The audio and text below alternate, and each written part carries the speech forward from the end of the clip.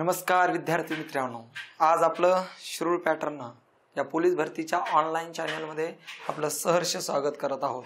आज आपण त्या ठिकाणी सरळ सेवेला पोलीस भरती असेल, एमपीसी असेल, जानेवारी महिना दिनविशेष आणि त्या संबंधित असलेलं संपूर्णपणे सामान्य ज्ञान याच्यावर आज आपण जबरदस्त अशी त्या ठिकाणी चर्चा करणार आहोत।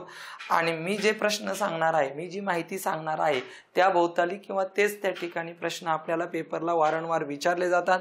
पहिल्या व्हिडिओमध्ये आपण जानेवारी महिन्याचे प्रादेशिक, राष्ट्रीय आणि त्या ठिकाणी आंतरराष्ट्रीय दिनविशेष त्या ठिकाणी पाहणार आहोत आणि तदनंतर त्या ठिकाणी आपण त्याच्यावर 50 प्रश्नांचा त्या ठिकाणी जबरदस्त असा व्हिडिओ त्या ठिकाणी घेणार आहोत। असो, सुरुवात करूया। जानेवारी महिना दिनविशेष आणि त्यामध्ये पहिल्यांदीच आहे ते म्हणजेच प्रादेशिक दिनविशेष।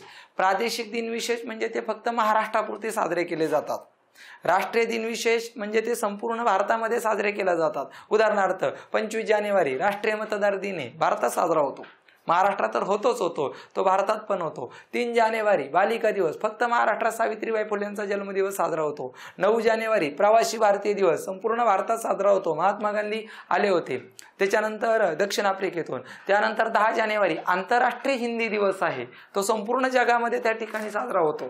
30 जानेवारी असे वेगवेगळे त्या ठिकाणी दिनविशेष त्या ठिकाणी आहेत। 12 जानेवारी योग दिवस आहे, 14 जानेवारी भूगोल दिवस आहे, 23 जानेवारी आता सुभाषचंद्र बोसांचा पराक्रम दिवस आहे, 24 जानेवारी राष्ट्रीय बालिका दिवस आहे, इंदिरा गांधी भारताच्या पहिल्या पंतप्रधान झाल्या, 25 जानेवारी राष्ट्रीय मतदार दिन आहे, 6 जानेवारी पत्रकारिता दिवस आहे, 9 जानेवारी प्रवासी भारतीय दिवस आहे, 12 जानेवारी योग दिवस आहे। ह्या सगळ्या दिनविशेषांची माहिती तर पाहिजेच आहे आपल्याला।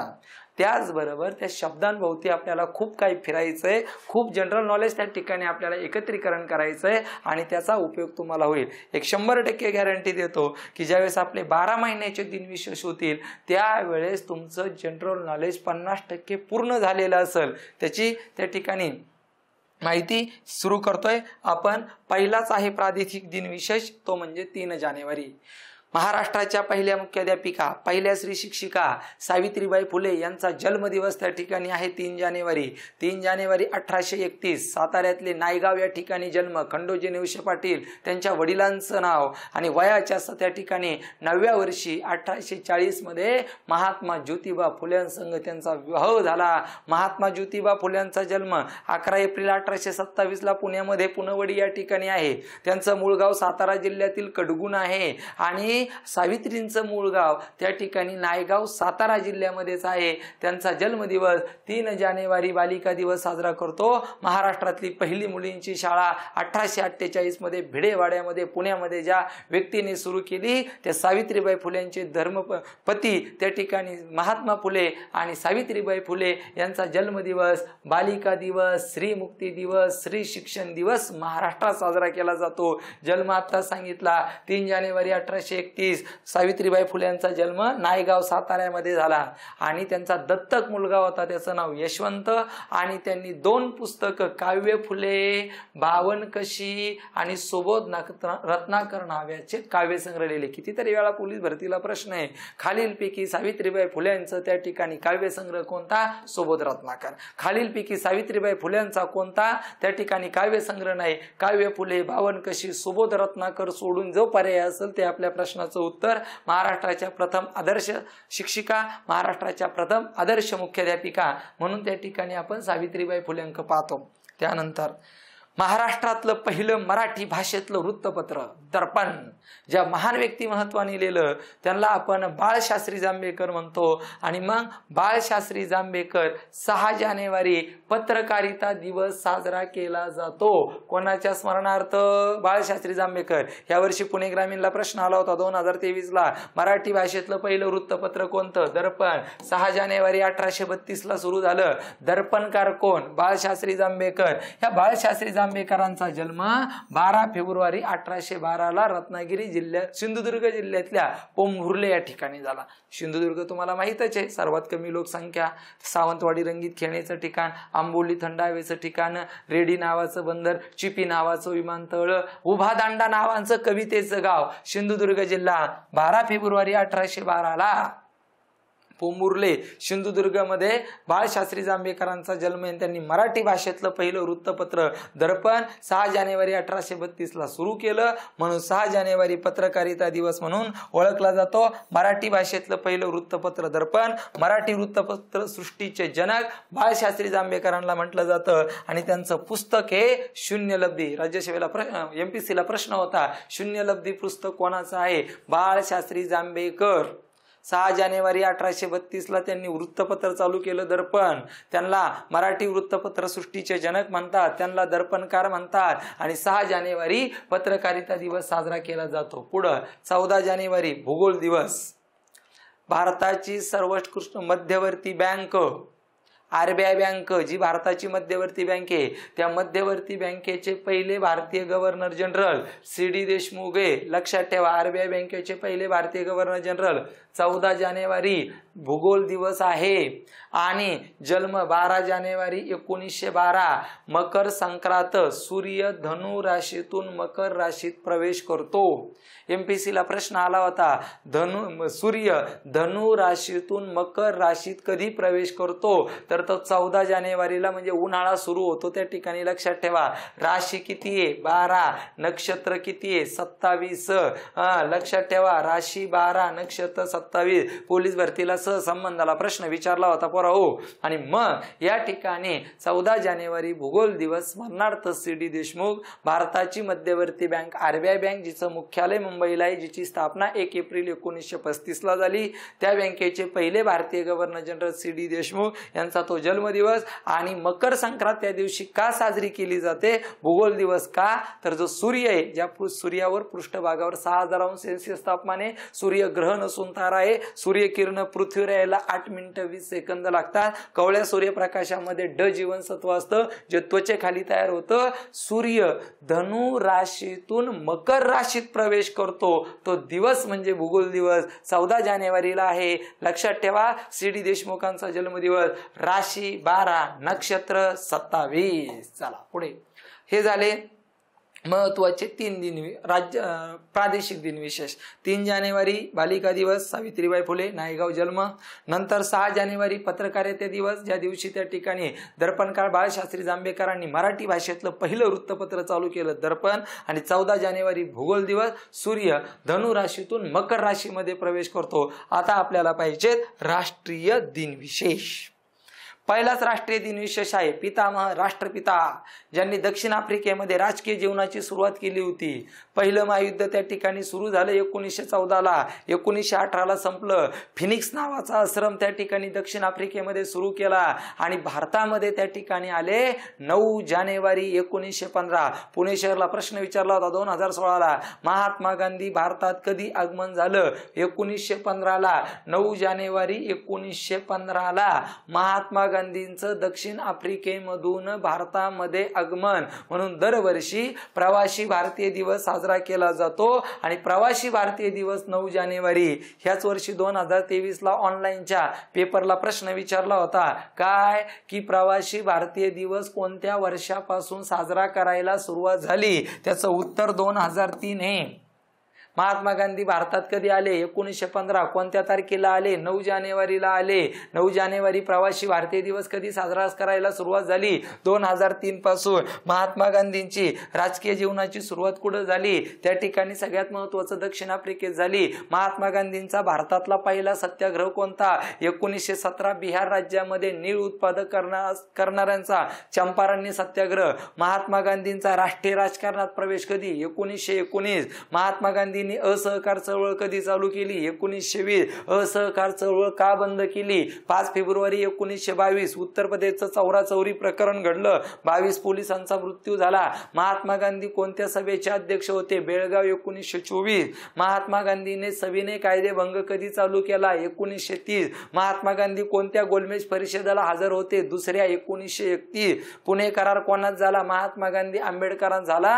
हे सगळं महात्मा गांधींवर खूप महत्वाचं आहे. महात्मा गांधींच्या व्हिडिओमध्ये त्याच्यावर सविस्तर चर्चा केली जाईल. असो, तरुणांचं प्रेरणास्रोत, आदर्श व्यक्तिमत्व, ज्यांचा जन्म 12 जानेवारी त्या ठिकाणी 1863ला पश्चिम बंगालमध्ये कोलकाता या ठिकाणी झाला, ज्यांचं मूळ नाव नरेंद्र दत्त म्हणजे स्वामी विवेकानंद यांचा जन्मदिवस 12 जानेवारी आपण युवक दिवस म्हणून साजरा करतो। आपल्या युवकांसाठी अतिशय आशादायी व्यक्तिमत्व असं स्वामी विवेकानंद यांचा जन्मदिवस राष्ट्रीय युवक दिवस संपूर्ण भारतात साजरा होतो। स्मरणार्थ स्वामी विवेकानंद पोलीस भरतीला जन्म विचारला होता स्वामी विवेकानंदांचा 12 जानेवारी 1863 कोलकाता। लक्षात ठेवा 12 जानेवारी 1863ला कोलकात्याला विवेकानंदांचा जन्म आहे आणि 23 जानेवारी 1897ला ओडिसामध्ये कटक या ठिकाणी सुभाषचंद्र बोसांचा जन्म आहे। ह्याच जानेवारी महिन्याचा दिन विशेष आहे। मूळ नाव नरेंद्र दत्त आणि त्यांचे गुरु होते रामकृष्ण परमहंस, म्हणून रामकृष्ण परमहंसच्या गुरुच्या स्मरणार्थ 1897 मध्ये रामकृष्ण मठाची स्थापना ज्या महान व्यक्तिमत्वाने केली ते म्हणजे स्वामी विवेकानंद। आणि स्वामी विवेकानंदांच्या शिष्या होत्या भगिनी निवेदिता। स्वामी विवेकानंद जगाला केव्हा कळाले? हा सूर्य आहे, हा जगाला केव्हा कळाला? 1893ला अमेरिकेमध्ये शिकागो या ठिकाणी जागतिक सर्व धर्म परिषद भरली होती आणि त्या जागतिक सर्व धर्म परिषदेमध्ये भारतामार्फत स्वामी विवेकानंदांना पाठवण्यात आलं होतं। आणि ज्यावेळेस भारतामार्फत त्यांना बोलण्याची संधी दिली त्यावेळेस त्यांनी बोलण्याची सुरुवात, भाषणाची सुरुवात माझ्या बंधू आणि भगिनींनी केली आणि जगातला समुदाय पुढे बसला होता, त्यांचा टाळ्यांचा कडकडाट समोरून आला। असं महान व्यक्तिमत्व स्वामी विवेकानंद म्हणजे नरेंद्र दत्त। 12 जानेवारी 1863 कोलकाता पश्चिम बंगालमध्ये जन्म। मूळ नाव नरेंद्र दत्त, गुरुचं नाव रामकृष्ण परमहंस आणि रामकृष्ण मठाची स्थापना 1897। अमेरिकेच्या शिकागो या ठिकाणी जागतिक सर्व धर्म परिषदेत सहभाग। शिष्या मार्गारेट आल्वा, त्यांनाच आपण भगिनी निवेदिता म्हणतो। प्रसिद्ध वाक्य उठा जागे व्हा, ध्येय सिद्धी झाल्याशिवाय थांबू नका। आपल्यासारख्या तरुणांसाठी हे वाक्य खूप मोठं प्रेरणास्रोत आहे। उठा जागे व्हा, ध्येय सिद्धी झाल्याशिवाय थांबू नका। रामकृष्ण मठाची स्थापना 1897ला। आणि ज्याप्रमाणे 9 जानेवारी प्रवासी भारतीय दिवस 2003 पासून साजरा करायला सुरुवात झाली, त्याच पद्धतीने त्या ठिकाणी 12 जानेवारी योग दिनाची सुरुवात ही 1999 पासून साजरा करायला सुरुवात झाली। भारताने, केंद्र सरकारने ठरवलं स्वामी विवेकानंदांचा जन्म आपण 1999 पासून 12 जानेवारी योग दिवस साजरा करायचा। पण कन्फ्युजन काय आहे?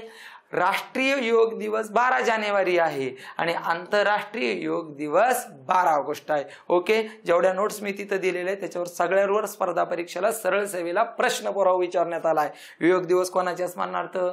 स्वामी विवेकानंद। स्वामी विवेकानंदांचा जन्म कुठे झाला? पश्चिम बंगाल कोलकाता। कधी झाला? 12 जानेवारी 1863। उठा जागे व्हा, ध्येय सिद्धी झाल्यास थांबू नका, हे कोणाचं वाक्य आहे? स्वामी विवेकानंद। स्वामी विवेकानंदांचे गुरु कोण? रामकृष्ण परमहंस। रामकृष्ण मठाची स्थापना कधी झाली? 1897। कोणी केली? स्वामी विवेकानंद। स्वामी विवेकानंदांचं मूळ नाव काय? नरेंद्र दत्त। आणि मार्गारेट आल्वा कोणाच्या शिष्या होत्या? स्वामी विवेकानंद। आणि जागतिक योग दिवस 12 ऑगस्टला आहे, राष्ट्रीय योग दिवस त्या ठिकाणी 12 जानेवारीला आहे। पुढचा दिन विशेष आहे 15 जानेवारी, महत्वाचा दिन विशेष भारतीय भूसेना दिनाची स्थापना आहे। 15 जानेवारी 1950ला भारतीय भूदलाची त्या ठिकाणी स्थापना झाली आणि भारतीय भूदलाचे पहिले प्रमुख जनरल करिअप्पा। जनरल करिअप्पा। भारतामध्ये 3 दले, भूदल, हवाई दल, वायुदल। भूदल, हवाई दल, वायुदल। भूदल, हवाई दल आणि वायुदल। वायुदलाच्या प्रमुखाला एअर चीफ मार्शल म्हणतात।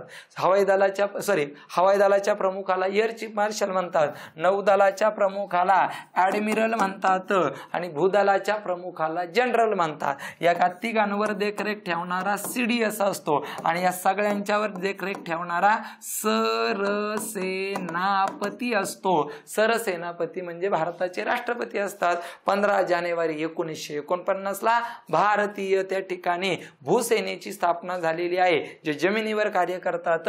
पहिले जनरल करिअप्पा भारताचे भूसेना प्रमुख आहे आणि भारतीय भूदलाची स्थापना 15 जानेवारीला झाली, म्हणून दरवर्षी 15 जानेवारी भूसेना दिवस साजरा केला जातो। हा प्रश्न आलेला आहे। भारताचे पहिले जनरल कोण? जनरल करिअप्पा, लक्षात ठेवायचंय। चला पुढं। 23 जानेवारी हा राष्ट्रीय पराक्रम दिवस साजरा केला जातो का? महान व्यक्तिमत्व आहे. 23 जानेवारी 1897 ला ओडिसा राज्यामध्ये कटक या ठिकाणी ज्या व्यक्तीचा जन्म झाला तो व्यक्ती म्हणजे सुभाषचंद्र बोस. सुभाषचंद्र बोस, तुम मुझे खून दो मैं तुम्हें आजादी दूंगा, तुम मुझे खून दो मैं तुम्हें आजादी दूंगा. परदेशात राहून त्या ठिकाणी भारताला स्वातंत्र्य मिळवून देण्यासाठी प्राणाची आहुती देणारं व्यक्तिमत्व म्हणजे सुभाषचंद्र बोस, ज्यांनी आझाद हिंद सरकार स्थापन केलं, ज्यांनी इंग्रजांना सळो की पळो आपलं करून सोडलं, असं महान व्यक्तिमत्व म्हणजे सुभाषचंद्र बोस यांचा जन्मदिवस राष्ट्रीय पराक्रम दिन. राष्ट्रीय पराक्रम दिन कोणाच्या स्मरणार्थ साजरा केला जातो? सुभाषचंद्र बोस. सुभाषचंद्र बोसांचा जन्म कधी झाला? 23 जानेवारी 1897. कुठं झाला? ओडिसामध्ये कटक. येणारे प्रश्न सुरुवात. आणि ज्या वेळेस सुभाषचंद्र बोसांची 125वी जयंती नरेंद्र मोदींनी 2021 ला साजरी केली तेव्हापासून ठरवण्यात आलं की दरवर्षी 23 जानेवारी पराक्रम दिवस साजरा करायचा. म्हणून त्या ठिकाणी दरवर्षी 23 जानेवारी 2021 पासून पराक्रम दिवस साजरा केला जातो. ब्रीदवाक्य तुम मुझे खून दो मैं तुम्हें आजादी दूंगा. आणि ज्यांनी आझाद हिंद सरकार स्थापन केलं होतं, आझाद हिंद सेना रासबिहारी बोसांनी स्थापन केली, मित्रमेळा विदा सावरकरांनी स्थापन केलं, अभिनव भारत संघटना विदा सावरकरांनी स्थापन केली, त्याच पद्धतीने आझाद हिंद सरकारची स्थापना त्या ठिकाणी सुभाषचंद्र बोसांनी केलेली आहे. पोरांनो, महत्वाचं आहे. चला, हे सुभाषचंद्र बोस जे आहेत ना ते 1938च्या हरिपुरा आणि 1939च्या त्रिपुरी. प्रश्न आहे राज्यसेवेला. सुभाषचंद्र बोस खालीलपैकी कोणत्या राष्ट्रीय काँग्रेसचे अध्यक्ष होते? 1938च्या हरिपुरी आणि 1939ची त्रिपुरी. हे मध्य प्रदेश आणि गुजरात मधली ठिकाणं आहेत. त्रिपुरा नाही, त्रिपुरी, हरिपुरा. लक्षात ठेवा, गुजरात मध्य प्रदेश मधली ही ठिकाणं आहे. या दोनही राष्ट्रीय काँग्रेसचे अध्यक्ष त्या ठिकाणी सुभाषचंद्र बोस होते. पण 1939च्या त्रिपुरीच्या राष्ट्रीय काँग्रेसच्या अधिवेशनाच्या अध्यक्ष निवडीमध्ये महात्मा गांधी आणि सुभाषचंद्र बोसांचा त्या ठिकाणी थोडा विवाद झाला. मग सुभाषचंद्र बोस निवडून आले. नंतर त्यांनी राजीनामा दिला आणि सगळ्यात महत्वाचं 1940 मध्ये फॉरवर्ड ब्लॉक नावाची स्थापना, त्या पक्षाची स्थापना केली होती. खूप वेळा पेपरला प्रश्न आलेला आहे. फॉरवर्ड ब्लॉक कोणी स्थापन केला? तर सुभाषचंद्र बोसांनी स्थापन केलेला आहे. लक्षात ठेवा. आणि मृत्यू 18 ऑगस्ट 1945 तैवान म्हणजे सध्याचं जपान, जिथं 2020च्या ऑलिम्पिक झाल्या 32व्या 18 ऑगस्ट 1945 असं म्हणलं जातं की सुभाषचंद्र बोस जर त्यावेळेस मृत्यू पावले नसते आणि भारतात जर आले असते तर भारताचे पहिले पंतप्रधान सरदार वल्लभभाई पटेल तरी असते किंवा त्या ठिकाणी सुभाषचंद्र बोस तरी असते किंवा पाकिस्तानची निर्मितीच झाली नसते, असं बरेचसे लोक त्या ठिकाणी बोलतात. असो, तो भाग महत्वाचा नाही. फॉरवर्ड ब्लॉक महत्वाचा आहे. फॉरवर्ड ब्लॉक या पक्षाची स्थापना सुभाषचंद्र बोसांनी केलेली आहे. सुभाषचंद्र बोस महात्मा गांधी यांना राष्ट्रपिता म्हणतात. आता लय महत्वाचा प्रश्न इथं 2 गोष्टी बघा. सुभाषचंद्र बोसांनी महात्मा गांधींना राष्ट्रपिता पदवी दिली. नीट ऐका. सुभाषचंद्र बोसांनी महात्मा गांधींना राष्ट्रपिता पदवी दिली. रवींद्रनाथ टागोरांनी महात्मा गांधींना महात्मा नावाची पदवी दिली. दोन्ही प्रश्न सरळ सेवेला आले. महात्मा गांधींना महात्मा पदवी कोणी दिली? रवींद्रनाथ टागोर. अरे महात्मा, महात्मा शब्द आहे आणि टागोर इथं 3 अक्षरी शब्द आणि इथं 3 अक्षरी शब्द. टागोर महात्मा, टागोर महात्मा, महात्मा टागोर, रवींद्रनाथ टागोर, ज्यांना नोबेल पहिल्यांदा भेटलं होतं 1913 ला गीतांजली साहित्याबद्दल. आणि सुभाषचंद्र बोसांनी सगळ्यात महत्वाचं राष्ट्रपिता पदवी दिली. स्वतंत्र हिंदुस्थानचे हंगामी सरकार 29 ऑक्टोबर 1942 ला सिंगापूरमध्ये सुभाषचंद्र बोसांनी स्थापन केलं होतं. पोराओ, त्या ठिकाणी 15 ऑगस्ट 1947 ला भारताला स्वातंत्र्य मिळालं. त्याच अगोदर 5 वर्ष सिंगापूरमध्ये सुभाषचंद्र बोस सारख्या महान व्यक्तिमत्वाने हंगामी सरकार भारतासाठी स्थापन करण्याचं धाडस त्या ठिकाणी केलं होतं. म्हणून 23 जानेवारी 2021 पासून सुभाषचंद्र बोसांच्या 125व्या जयंतीपासून त्या ठिकाणी पराक्रम दिन साजरा करण्याचा निर्णय नरेंद्र मोदींनी त्या ठिकाणी घेतला. तैवानला आणि त्या ठिकाणी स्वतंत्र हिंदुस्थानचा हंगामी सरकार आणि सुभाषचंद्र बोसांनी महात्मा गांधींना राष्ट्रपिता पदवी दिली. लय महत्वाचा प्रश्न. 24 जानेवारी बालिका दिवस, राष्ट्रीय बालिका दिवस. ऐका, दिनविशेष घेताना जीके मोठ्या प्रमाणात होतंय. दिनदर्शिका बुद्धिमत्तेचं प्रकरण ज्यावेळेस मी शिकवेल त्यावेळेस मी टाकेल. एका वर्षीचा राष्ट्रीय बालिका दिवस गुरुवारी आहे, तर त्या वर्षीचा त्या ठिकाणी गांधी जयंती कधी. मग तुम्हाला कळलं पाहिजे बालिका दिवस फक्त वापरला का 3 जानेवारी घ्यायचा. 5वीच्या स्कॉलरशिपला बालिका दिवस फक्त 3 जानेवारी सावित्रीबाई फुले. पण राष्ट्रीय बालिका दिवस म्हटलं का 24 जानेवारी. 24 जानेवारी 1966ला भारताच्या पहिल्या महिला पंतप्रधान इंदिरा गांधी या भारताच्या त्या लालबहादूर शास्त्री नंतर भारताच्या 3ऱ्या पंतप्रधान झाल्या. लालबहादूर शास्त्रींचा मृत्यू ताशकंद करार 1965ला झाल्यानंतर झाला आणि मग भारताचे त्या ठिकाणी पंतप्रधान पहिल्या महिला इंदिरा गांधी 24 जानेवारी 1966ला झाल्या. म्हणून 24 जानेवारी आपण बालिका दिवस त्या ठिकाणी साजरा करतो. इंदिरा गांधी भारताच्या सर्वप्रथम महिला त्या ठिकाणी 24 जानेवारी 1966ला झाल्या आणि यांनाच आपण आयर्ल लेडी म्हणतो. का साजरा केला जातो तर भारताच्या पहिल्या महिला पंतप्रधान इंदिरा गांधी झालेल्या आहेत 24 जानेवारीला. म्हणून राष्ट्रीय त्या ठिकाणी बालिका दिवस त्यांना आयर्ल लेडी म्हणतात.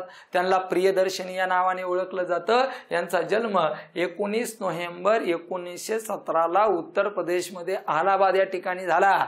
त्यांना पहिल्या महिला पंतप्रधान आहेत. त्यांनी 1971ला स्वतःला भारतरत्न दिला. भारतरत्न मिळवणाऱ्या पहिल्या महिला पंतप्रधान आहे, कारण बांगलादेश देशाची निर्मिती झाली होती 1969ला 14 बँकांचं आणि 1980ला 6 बँकांचं असं आपल्या आयुष्यात 20 बँकांचं राष्ट्रीयकरण केलं. दरवर्षी पोलीस भरतीला प्रश्न आला इंदिरा गांधींनी किती बँकाचं राष्ट्रीयकरण केलं 20. 69ला किती 14, 80ला किती 6. आणि धाडस केलं जगामध्ये की पहिल्यांदी भारताच्या सर्व जगातले महत्वाचे देश विरोधात होते.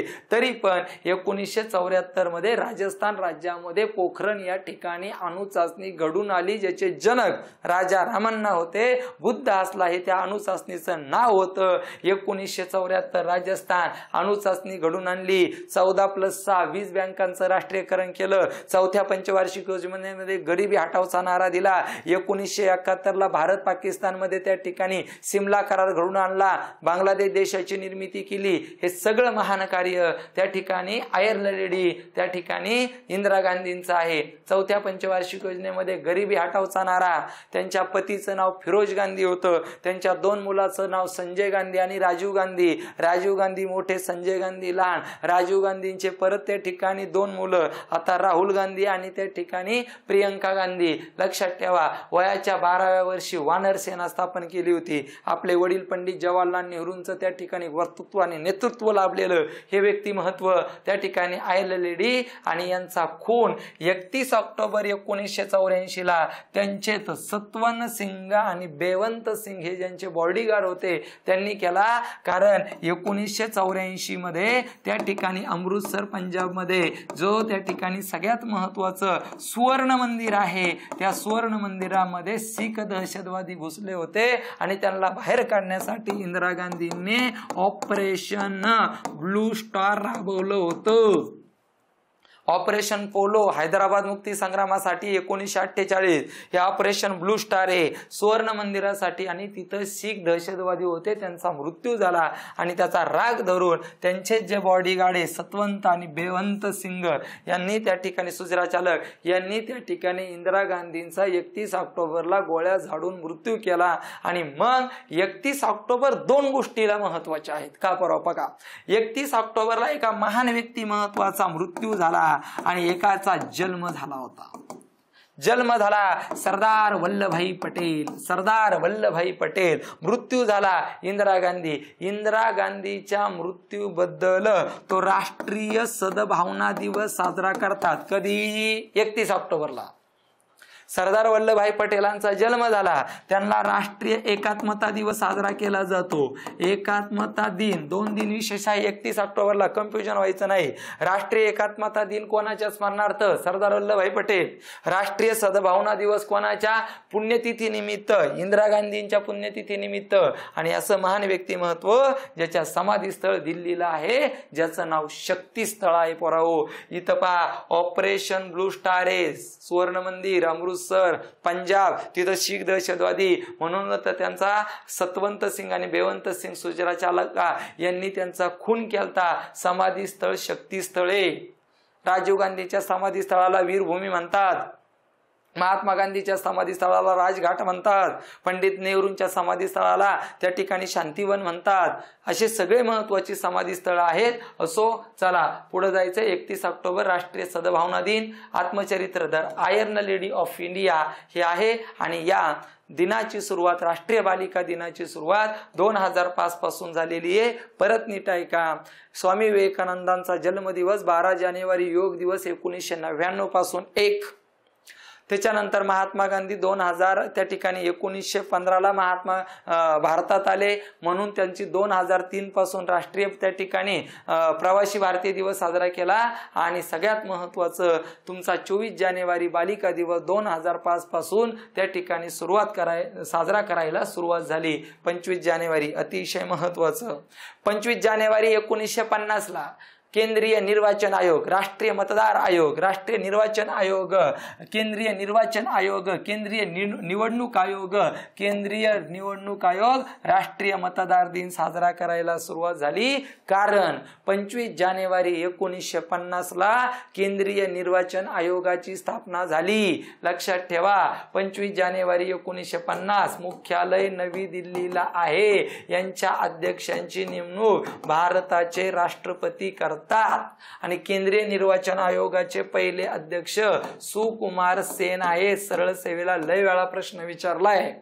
केंद्रीय निर्वाचन आयोगाचे पहिले अध्यक्ष कोण? सुकुमार सेन। का 25 जानेवारीला साजरा केला जातो? 25 जानेवारी 1950 ला नवी दिल्लीला केंद्रीय निर्वाचन आयोगाची स्थापना, भारतामध्ये मतदानाचं वय 18 आणि केंद्रीय निर्वाचन आयोग ही संकल्पना तुमची घटनात्मक आहे। कारण भारताच्या राज्यघटनेमध्ये कलम क्रमांक 324 हे केंद्रीय निर्वाचन आयोग आणि राज्य निर्वाचन आयोगासंबंधित आहे। केंद्रीय निर्वाचन आयोग लोकसभा, राज्यसभा, विधानसभा, विधान परिषद, राष्ट्रपती आणि उपराष्ट्रपती या सगळ्यांच्या निवडणुका घेण्याचं काम केंद्रीय निर्वाचन आयोग करतं। पहिले अध्यक्ष सुकुमार सेन आणि यांच्या अध्यक्षांची नेमणूक भारताचे राष्ट्रपती करतात। केंद्रीय निवडणूक आयोगाच्या अध्यक्षांची नेमणूक भारताचे राष्ट्रपती, पहिले निवडणूक आयुक्त सुकुमार सेन, लोकसभा, राज्यसभा, विधानसभा, विधान परिषद, राष्ट्रपती, उपराष्ट्रपती या सगळ्यांच्या निवडणुका केंद्रीय निर्वाचन आयोग घेतं। मतदार याद्या तयार करतं, मतदार याद्या पोहोचवतं, निवडणूक शांततेत पार पडतं, आदर्श आचारसंहिता तयार करतं, सगळ्या पक्षांना कोणत्या कोणत्या पक्षांना राष्ट्रीय पक्षाचा दर्जा द्यायचा ते ठरवतं, चिन्ह देण्याचं काम करतं। हे सगळं केंद्रीय निर्वाचन आयोगाचं आहे आणि 2011 पासून हा दिन साजरा करायला सुरुवात केली। 26 जानेवारी 1950 जगातली सर्वात मोठी लिखित राज्यघटना भारताची अंमलबजावणी केली। 26 जानेवारी प्रजासत्ताक दिवस साजरा केला जातो आणि 26 नोव्हेंबर 1949 ला ती स्वीकारली। 26 नोव्हेंबर संविधान दिन आहे। 15 ऑगस्ट 1947 ला भारताला स्वातंत्र्य मिळालं, तो स्वातंत्र्य दिवस आहे। आणि लक्षात ठेवा काय 26 जानेवारीला आणि 15 ऑगस्ट हे वेगवेगळ्या संकल्पना आहेत। प्रजासत्ताक दिन 26 जानेवारी 1950 पासून जगातली सर्वात मोठी लिखित राज्यघटनेची अंमलबजावणी झाली। 26 नोव्हेंबर 1949 ला स्वीकार, 26 नोव्हेंबर संविधान दिन, 26 जानेवारी प्रजासत्ताक दिन। पुढं प्रजासत्ताक दिनाला राष्ट्रपतीच्या हस्ते ध्वजारोहण होतं कर्तव्य पथावर। बघा बरं का, 2023 ला नाव बदललेले, आता कर्तव्यपथ नाव झाले। 26 जानेवारी प्रजासत्ताक दिनाला कर्तव्य पथावर राष्ट्रपती ध्वजारोहण करतात, भारताचा 3-2 आकाराचा ध्वज फडकवतात। पण 15 ऑगस्टला स्वातंत्र्य दिनाला त्या ठिकाणी दिल्लीच्या लाल किल्ल्यावर भारताचे जे असतील ते पंतप्रधान त्या ठिकाणी ध्वजारोहण करतात। कन्फ्युजन करणार आहे। 2023 चा प्रजासत्ताक दिवस 74वा आणि 2024 चा प्रजासत्ताक दिवस 75वा। 25 ला रौप्य, 50 ला स्वर्ण, 60 ला हिरक, 75 ला अमृत आणि 100 ला शताब्दी आणि तुमच्या 25 ला रौप्य, बरं त्याचबरोबर रजत सुद्धा म्हणतात. 2024ला 75वा प्रजासत्ताक दिन 2023ला त्या ठिकाणी सगळ्यात महत्वाचा 74वा साजरा झाला. भारताला स्वातंत्र्य मिळण्या अगोदर 26 जानेवारी 1930 पासून स्वातंत्र्य दिन साजरा केला जायचा. स्वातंत्र्य मिळालं 15 ऑगस्टला, पण भारताला स्वातंत्र्य मिळण्याच्या अगोदर 26 जानेवारी हा भारताचा स्वातंत्र्य दिन होता. रावी नदीच्या किनाऱ्यावर पंडित जवाहरलाल नेहरूंनी 31 डिसेंबर 1930ला सांगितलं की येणारा 26 जानेवारी 1930 आहे तो आम्ही स्वातंत्र्य दिन साजरा करतोय. म्हणजे स्वातंत्र्य मिळण्याच्या आधी भारताचा स्वातंत्र्य दिन 26 जानेवारी होता. त्याच्यावर मी इतिहासावर अजून जास्त बोलेल. 30 जानेवारी ज्या महान व्यक्ती महत्वाचा जन्म 2 ऑक्टोबर 1869 मध्ये गुजरात राज्यामध्ये पोरबंदर या ठिकाणी झाला. जे महान व्यक्तिमत्व 9 जानेवारी 1915ला हिंदुस्थानामध्ये आलं. ज्या महान व्यक्तिमत्वाने 1942 मध्ये चले जावचा नारा दिला. ज्या महान व्यक्तिमत्वाने सविनय कायदेभंग आणि असहकार चळवळीने त्या ठिकाणी इंग्रजांना धक्के देण्याचं काम केलं, असल्या महान व्यक्तिमत्वाचा मृत्यू होऊन 30 जानेवारी 1948ला नथुराम गोडसे आणि विनायक आपटे या क्रांतिकारामार्फत ठिकाणी झालेला आहे. लक्षात ठेवा. म्हणून 30 जानेवारी राष्ट्रीय त्या ठिकाणी हुतात्मा दिन का? तर 30 जानेवारी 1948ला महात्मा गांधींचा त्या ठिकाणी मृत्यू झालाय. शेवटचे शब्द होते हे राम. लक्षात ठेवा. आणि त्यांच्या समाधी स्थळ आहे त्याला आपण राजघाट या नावाने ओळखतो. आणि पोलीस भरतीला प्रश्न आला होता महात्मा गांधींच्या मृत्यूनिमित्त नथुराम गोडसे बरोबर कोणाला फाशी देण्यात आली? विनायक आपटे. 30 जानेवारी हुतात्मा दिवस आहे राष्ट्रीय. महात्मा गांधींचा मृत्यू, विनायक आपटे आणि नथुराम गोडसे. चला, यंग इंडिया आणि हरिजन नावाची वृत्तपत्र त्यांचीच आहे. महात्मा गांधींची हरिजन सेवक संघाची स्थापना 1932ला केली. आणि मगाशी कसं सांगितलं मी 9 जानेवारी प्रवासी भारतीय दिनाच्या दिवशी महात्मा गांधी आपल्या आयुष्यामध्ये एकदाच राष्ट्रीय काँग्रेसचे अध्यक्ष होते, बेळगाव 1924. परत ते काय झाले नाही. ते घटना समितीचे अध्यक्ष नव्हते. त्यांना भारतरत्न नाही दिला, त्यांना रॅमन मॅग्सेसे नाही दिला, त्यांना त्या ठिकाणी नोबेल 5 वेळा नामांकन दिलं होतं पण त्यांनी घेतला नाही. असे राष्ट्रपिता महात्मा गांधी. भारतातील त्यांचा पहिला सत्याग्रह चंपारण्य सत्याग्रह जो नीळ पिकांविषयी होता, लय वेळा पेपरला प्रश्न आलाय. त्यांनी 1936 मध्ये वर्धामध्ये सेवाग्राम आश्रमाची स्थापना केलेली. महत्वाचं ते फक्त दुसऱ्याच गोलमेज परिषदेला इंग्लंडला हजर होते 1931. त्यांनी 1920ला असहकार चळवळ चालू केलेली आहे. पण 5 फेब्रुवारी 1922ला उत्तर प्रदेशमध्ये 21 पोलीस कर्मचारी आणि 1 पोलीस अधिकारी यांचा मृत्यू झाला. आणि महात्मा गांधी नाराज झाले आणि म्हणले आता मी चौराचौरी प्रकरण त्या ठिकाणी असहकार चळवळ बंद करतोय. प्रत्येक पेपरला प्रश्न आला महात्मा गांधींनी असहकार चळवळ का बंद केली? उत्तर प्रदेशचं चौराचौरी प्रकरणाने काय बंद झालं? असहकार चळवळ झाली. चौराचौरी कुठे? उत्तर प्रदेश. आणि 1919 राष्ट्रीय राजकारणात प्रवेश आहे. आणि 1930 मध्ये सविनय कायदेभंग 78 जण घेऊन निघाले. दांडी यात्रा 12 मार्च ते 6 एप्रिल 1930. ओके, चला, इथं दांडी यात्रा साबरमती ते दांडी अनुयायी होते 78, महाराष्ट्रातले होते 13. 12 मार्च जे समता दिन यशवंतराव चव्हाणांचा जन्मापासून ते 5 एप्रिल 1930 पर्यंत. आईचं नाव पुतळीबाई. पुणे शहर 2014ला प्रश्न विचारला होता महात्मा गांधींच्या आईचं नाव काय? पुतळीबाई. पत्नीचं नाव कस्तुरबा गांधी. आणि महाराष्ट्रामध्ये पुण्यामध्ये येरवड्यामध्ये कस्तुरबा निवास आहे. लक्षात ठेवा. कस्तुरबा पॅलेस कुठे? महात्मा गांधी राज्यसेवेला मी प्रश्न वाचलाय. महात्मा गांधी महाराष्ट्रामध्ये कुठे वास्तव्यास असायचे? त्याचं उत्तर पुण्यामध्ये होतं. आणि महात्मा गांधी महाराष्ट्रात पुणे या ठिकाणी राहत असे. आणि 1940 मध्ये त्यांनी वैयक्तिक सत्याग्रहाची पोराव चळवळ सुरू केली. आणि वैयक्तिक सत्याग्रहाचे पहिले सत्याग्रही विनोबा भावे आहेत. हे पण तेवढंच त्या ठिकाणी महत्वाचं आहे. पंडित नेहरू, सरदार वल्लभभाई पटेल, मौलाना आझाद. पुढे वैयक्तिक मी कालच्या व्हिडिओमध्ये सांगितलं होतं की सेनापती बापटांनी मुळशी सत्याग्रह पुण्यात चालू केला आणि त्याचे पहिले सत्याग्रही शंकरराव देव महाराष्ट्र एकीकरण समितीचे अध्यक्ष होते ते. ओके, चला पुढे पहिले वैयक्तिक सत्याग्रही विनोबा भावे. 1942 मध्ये चले जाओ करेंगे या मरेंगे, करा किंवा मरा, हे त्यांची त्या ठिकाणी घोषणा दिल्या. आणि त्यांचे राजकीय गुरु होते गोपाळ कृष्ण गोखले, ज्यांनी 1905 मध्ये भारत सेवक समाजाची स्थापना केली. लय वेळा प्रश्न झालेला आहे महात्मा गांधींचे राजकीय गुरु कोण? गोपाळ कृष्ण गोखले. चला पुढे जायचंय. आता आपण प्रादेशिक दिन विशेष पाहिले 3 जानेवारी, 6 जानेवारी, 14 जानेवारी. आता आपण राष्ट्रीय दिन विशेष पाहिले 9 जानेवारी, 12 जानेवारी, 15 जानेवारी, 23 जानेवारी, 24 जानेवारी, 25 जानेवारी, 26 जानेवारी आणि 30 जानेवारी. सगळेच महत्त्वाचे. प्रवासी भारतीय दिवस, राष्ट्रीय योग दिवस, भूगोल दिवस, त्याच्यानंतर राष्ट्रीय पराक्रम दिवस, राष्ट्रीय बालिका दिवस, केंद्रीय निर्वाचन आयोग दिवस, त्याच्यानंतर प्रजासत्ताक दिवस आणि तुमचा हुतात्मा दिवस, महात्मा गांधींचा मृत्यू, नथीराम घोडसे आणि विनायक आपटे. सगळं IMP त्याच्याबद्दल बोललेलं खूप महत्वाचं आहे. लक्षात ठेवा, ते सोडून पेपरला काही येत नाही. अतिशय महत्वाचा. सरळ सेवेचा खूप आवडता प्रश्न, ब्रेल लिपी दिन, जागतिक ब्रेल लिपी दिन. काय आला सरळ सेवेला प्रश्न? अंध लोकांसाठी कोणत्या लिपीचा वापर केला जातो?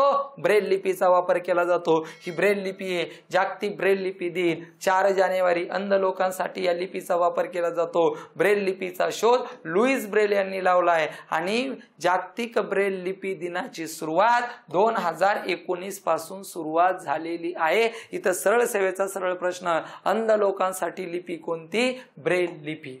पुढं 10 जानेवारी, फसवा फसवा फसवा. पोलीस भरतीला फसवलंय पोरांना. काय? जागतिक हिंदी दिवस विचारला. पोरांनी 14 सप्टेंबर लिहिला. हो बाबा, 14 सप्टेंबर हा राष्ट्रीय हिंदी दिवस आहे. तो भारतात साजरा केला जातो. हा आंतरराष्ट्रीय हिंदी दिवस आहे. 10 जानेवारी 2006 पासून प्रथम विश्व हिंदी संमेलन 1975 ला नागपूरला भरलं होतं. कन्फ्युजन टाळण्यासाठी राष्ट्रीय हिंदी दिवस 14 सप्टेंबर, आंतरराष्ट्रीय हिंदी दिवस 10 जानेवारी. ओके. 26 जानेवारी सीमा शुल्क दिवस त्या ठिकाणी साजरा केला जातो. वर्ल्ड कस्टम ऑर्गनायझेशनची स्थापना त्या ठिकाणी 26 जानेवारी 1972 ला झाली, जिचं मुख्यालय बेल्जियम या ठिकाणी आहे. तुम्हाला युनो, संयुक्त राष्ट्र संघटना, जागतिक बँक, आंतरराष्ट्रीय न्यायालय, आंतरराष्ट्रीय नाणेनिधी, सार्क हे प्रश्न येतातच. क्वचित हा पण विचारला जाऊ शकतो. सीमा शुल्क दिन कधी साजरा केला जातो? 26 जानेवारी. वर्ल्ड कस्टम ऑर्गनायझेशनचं मुख्यालय कुठे? बेल्जियम. वर्ल्ड कस्टम ऑर्गनायझेशनची स्थापना कधी झाली? 26 जानेवारी 1972 ला झाली आणि तो 26 जानेवारी वर्ल्ड कस्टम ऑर्गनायझेशन दिन. शिवाय भारतामध्ये प्रजासत्ताक दिवस सुद्धा साजरा केला जातो. आणि पुढचा दिन विशेष आहे 30 जानेवारी. जो 30 जानेवारी आंतरराष्ट्रीय कुष्ठरोग दिवस साजरा केला जातो. जागतिक आरोग्य दिवस 7 एप्रिलला आहे. 4 फेब्रुवारीला जागतिक कर्करोग दिवस आहे. 1 डिसेंबरला जागतिक एड्स दिवस आहे. लक्षात ठेवा. 3 डिसेंबरला जागतिक अपंग दिवस आहे. हा 30 जानेवारी कुष्ठरोग दिवस आहे. आंतरराष्ट्रीय जगात त्या ठिकाणी साजरा केला जातो. कुष्ठरोग दिन आहे. मायक्रोलिपी नावाच्या जीवाणूमुळे हा कुष्ठरोग होतो. हा रोग संसर्गजन्य नाही. मला जर कुष्ठरोग झाला तर माझ्या घरातल्या लोकांना कुष्ठरोग होणार नाही, म्हणजे तो संसर्गजन्य नाही, म्हणजे तो संसर्गजन्य आहे. आणि कुष्ठरोगाला हॅन्सन रोग सुद्धा म्हणतात. MPSCला प्रश्न आहे, खालीलपैकी हॅन्सन रोग कोणता? तर कुष्ठरोगला आपण हॅन्सन रोग म्हणतो.